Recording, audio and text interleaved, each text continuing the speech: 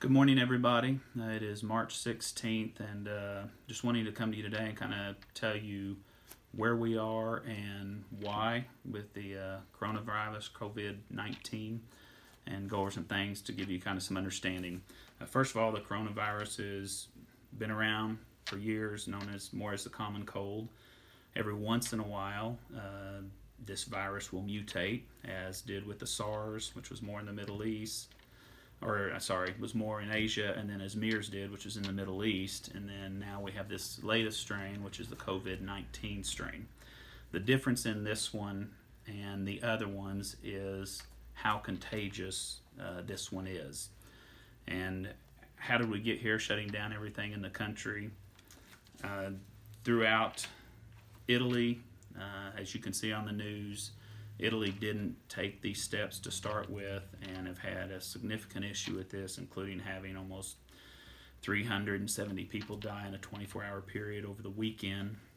And if you look at what Diamond Princess cruise had, they had almost 3,700 people on their boat, and around 700 people contracted the virus. We've also had conferences where they've linked, with 175, 200 people, 70 people being linked back to that conference and getting the virus from that. So being that it is so highly contagious is why you're seeing what might be deemed as an overreaction.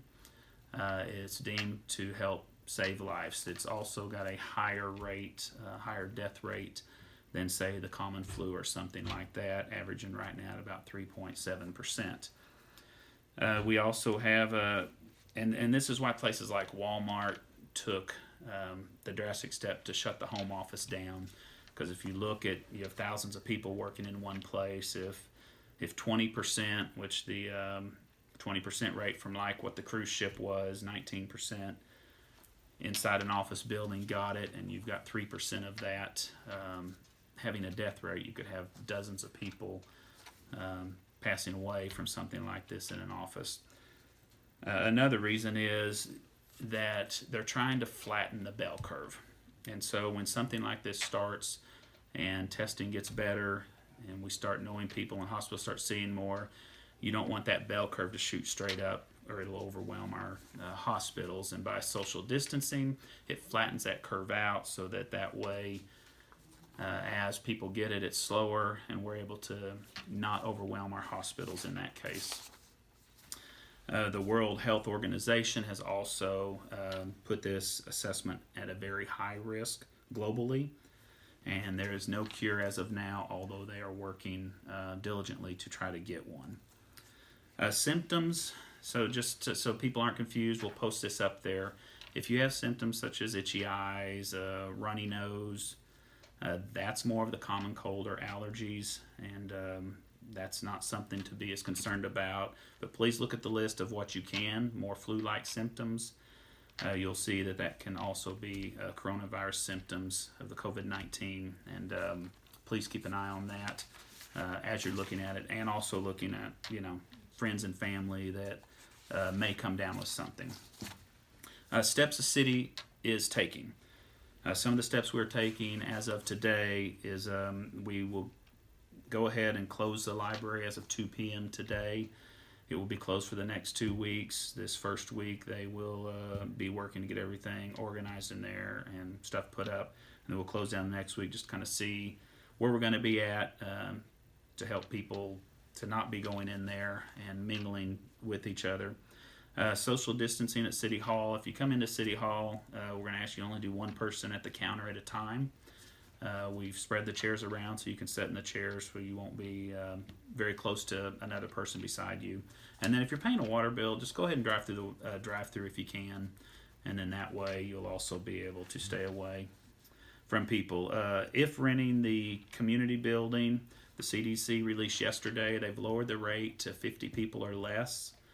We ask you to try to keep from that, and even in churches if possible, at least for the next couple of weeks until we see how this bell curve is going to hit us as more tests are coming out this week. They're going to be able to do a lot more testing, and you're going to see this increase probably significantly over the next couple of weeks.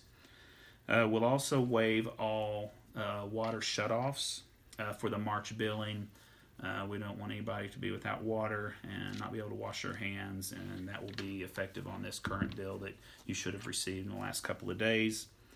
And then we stopped fingerprinting at the police station for the next couple of weeks. We'll ask you to wait on those if you've got any fingerprinting that needs to be done. Park bathrooms are being sprayed down and sanitized daily, and that is a complete spray down. Sinks, toilets, urinals, walls, everything, once a day. And in conclusion, don't panic. 80% will have a mild case of this. It is that our elderly population and those that get it more mildly, as we just heard, 2 ER doctors came down with it, are in critical condition. So we just want to make sure that we're doing everything we can do so that these rates stay lower in America and, of course, around the world too. Another thing is there are many options popping up on Facebook of younger people who are less susceptible to this, offering help, free delivery and that type of stuff.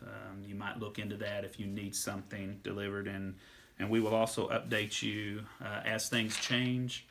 But just be cautious. Keep the normal steps that we've placed before on good hygiene, good hand washing, and we'll get through this. Thank you, guys.